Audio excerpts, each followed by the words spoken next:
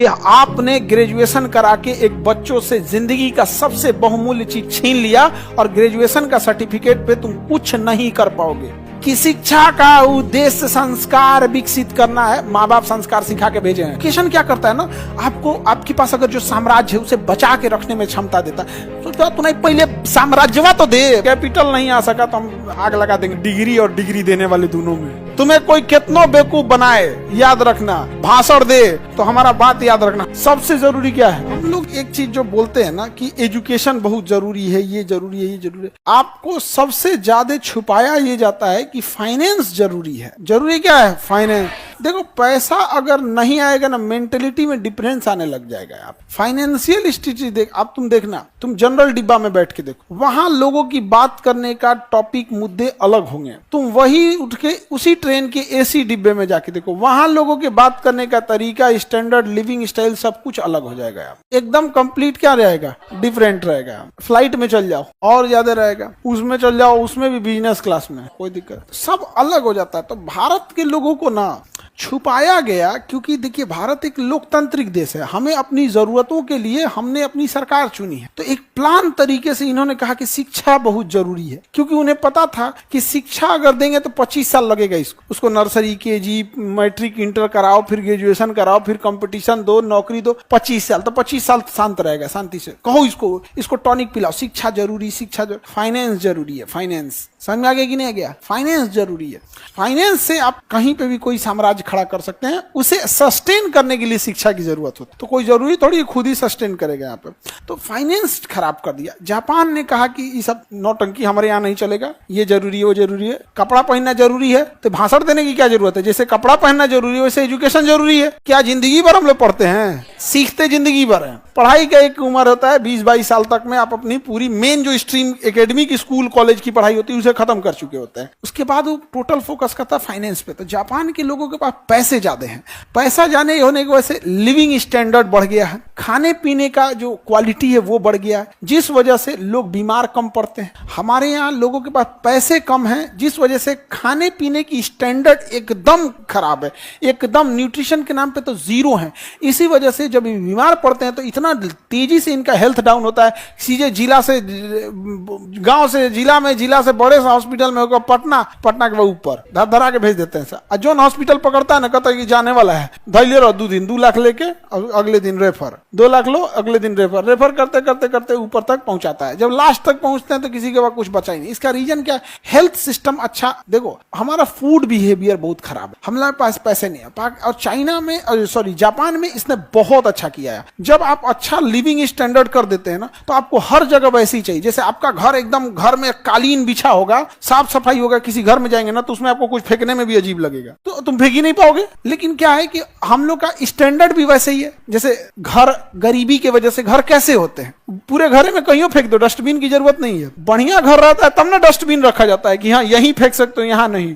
गरीबी में इतना कमर तोड़ देता है, तुम कहीं फेंक दो। तो धीरे धीरे मेजॉरिटी लोगों को हम लोगों ने अपने देश में 5 किलो राशन के लिए लाइन लगा दी है। उनको हमको समझाना पड़ता है स्वच्छ भारत, स्वच्छ भारत। रीजन क्या है कि गरीबी और कुपोषण में वो जन्म लिया है, उसको जैसे तैसे घर में रहा है बेचारा, गांव में जिंदगी बिताया, पैसे के अभाव में ऐसे विद्यालय में गया है, ना बाथरूम सही है, ना क्लासरूम सही है, ना तो उसके दिमाग में मेंटेलिटी भर गया है, तो समाज ऐसे ही रहता है। जापान ने ऐसा नहीं किया। स्टैंडर्ड ऑफ लाइफ इतना जबरदस्त है, सब लोग उसी टाइप के हैं। तो कोई कचरा होता है तो जेब में रख लेते हैं, डस्टबिन खोजते हैं हर जगह। वहां साफ सफाई के लिए झमेला नहीं करना पड़ता। और हम लोगों ने बेवकूफ बनाया, लोगों क्या गया, बेवकूफ बनाया। सबसे जरूरी क्या है? फाइनेंस। एक अनपढ़ से अनपढ़ इंसान, गांव का एकदम कुछ नहीं पढ़ा है, भैंस चरा रहा है, आप उसको 10 लाख रुपया दो, 100 गो भैंस लाएगा। कितना लाएगा? 100 गो भैंस। तुम अभी ग्रेजुएशन करते रहना, उस 100 गो भैंस लाएगा, 6 महीना बाद सब भैंस बच्चा देने लगेगी। उसका दूध प्रोडक्शन चालू हो गया, तुम्हारा ग्रेजुएशन फर्स्ट ईयर है, उसका निकल गया प्रोडक्शन। अब उसको जो 100 भैंस है वो अगले साल 200 हो जाएगी। दूध का प्रोडक्शन बढ़ गया, तुम अभी ग्रेजुएशन सेकेंड ईयर में बीए लेके करते रहो। वहां पे वो धीरे धीरे प्रोडक्शन करते करते चल गया, अपना कर्जा चुका देगा, अपना घर बना देगा। तुम ग्रेजुएशन 3rd ईयर में, अब मगध यूनिवर्सिटी हो ना तो मरो ससुरे, तो नहीं तो मरो, वहां पे मर जा तुम वहां पे। हमको इस बात से बहुत एलर्जी है कि आपने ग्रेजुएशन करा के एक बच्चों से जिंदगी का सबसे बहुमूल्य चीज छीन लिया और ग्रेजुएशन का सर्टिफिकेट पे तुम कुछ नहीं कर पाओगे। तुम उस सर्टिफिकेटवा के दम पे कुछ करके दिखा दो। तुम अभी भी बस तुम्हें एक बैठने की एलिजिबिलिटी दे देगा कि तुम इस एग्जाम में बैठ सकते हो, तुम्हें कुछ देने वाला नहीं है। तुम ग्रेजुएशन का सर्टिफिकेट लेना बीए का, अब भर नोएडा, गाजियाबाद, दिल्ली, गुड़गांव घूमते रहना, हमको जॉब चाहिए। बीए के बाद इंटर का बीए, क्या मतलब बन रहा है? जापान ने इन सारी चीजों को समझाया। सबसे जरूरी चीज अपने दिमाग में बैठा के रख देना, पूंजी होती है। क्या होती है? पूंजी। पूंजी सबसे जरूरी। अगर आपके पास पूंजी है सब कुछ कर सकते हो। अंगूठा छाप इंसान जो दूध दूहता था, उसके पास पूंजी आया, खटाक से स्टेटस बदल गया। अब वो नो कच्चे घर से पक्के मकान में जाएगा, ठीक ठाक रखेगा वहां पे, फिर पहनावा ओढ़ावा, खान पान, बात करने का तरीका, मेहमानों को ट्रीट करने का तरीका, जो पहले खटिया बैठा के लोटा में पानी देता था, सोफा टेबल पे बैठा के नाश्ता देगा, बंद बोतल का बिस्लरी थमाएगा, उसको स्टैंडर्ड बदल गया कि नहीं? और उसको लोग कहेंगे कि गांव के लोगों के पास उतना रेस्पेक्ट नहीं है, ये नहीं बाबू, पैसे ने कमर तोड़ दिया हिंदुस्तान का। और अमीरों के लिए चीजें अलग हो गई, गरीबों के लिए अलग हो गया। फिर थोड़ी थोड़ी चीजों के लिए गरीबों में किच होता है।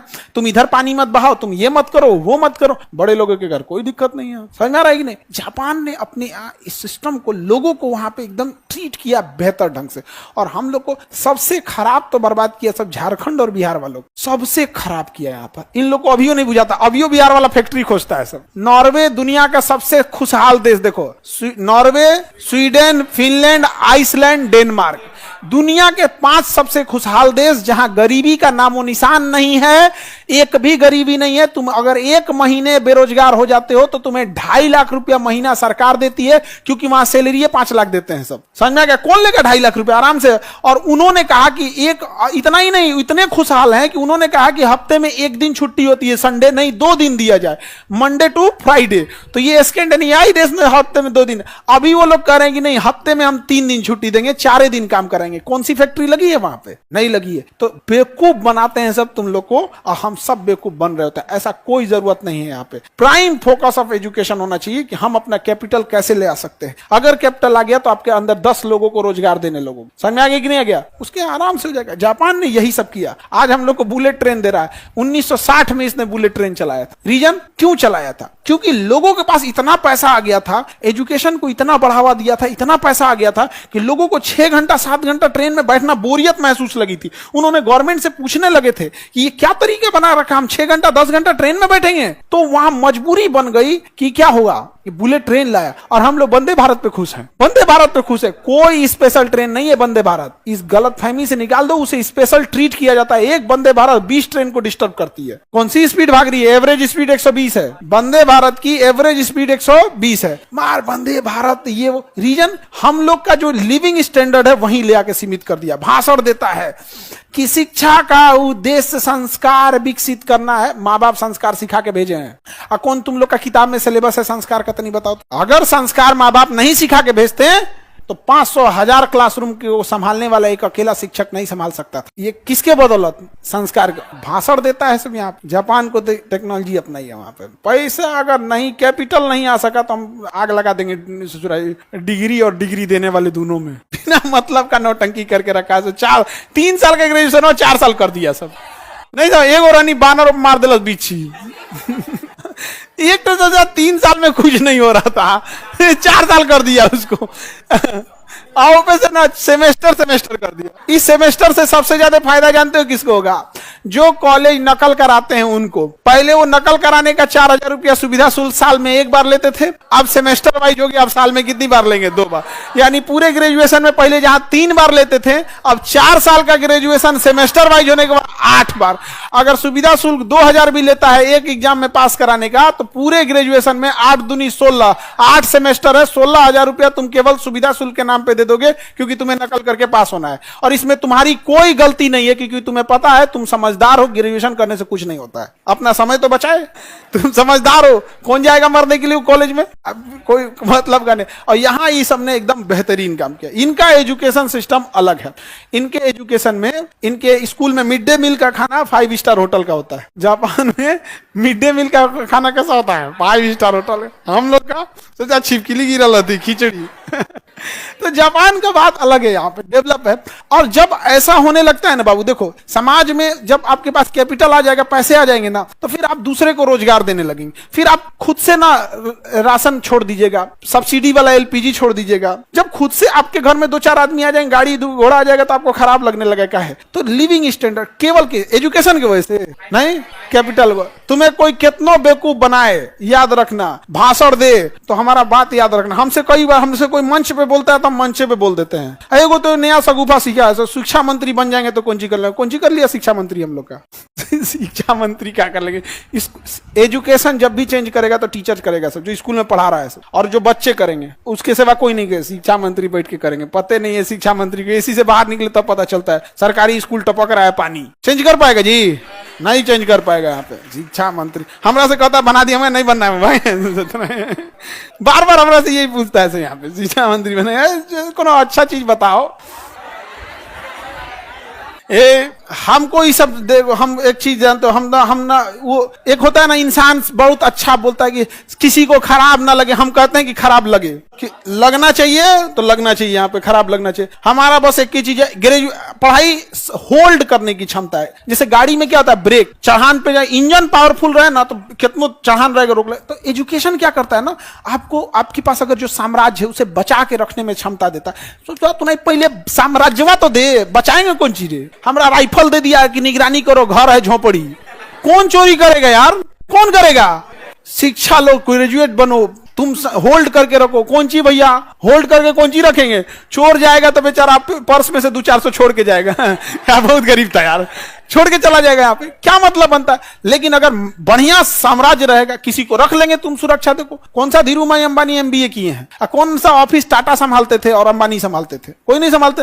वर्क है, ऐसा थोड़ी है कि हमको अकेले सब कुछ संभालना। उसके लिए अकाउंटेंट है, उसके लिए सीए है, ऑडिटर है। केवल फाइनेंस देखने के लिए होते हैं सब, मेकर है, चेकर है, अकाउंटेंट है, सीए है, ऑडिटर है। 5 गो तो यही हो गए सब। मेकर मैंने एगो पेमेंट करेगा, मेकर एगो चेक करेगा ठीक है कि नहीं है, तो maker, checker, CA, accountant, CA, audit, 5 गो तो यही हो गया सब।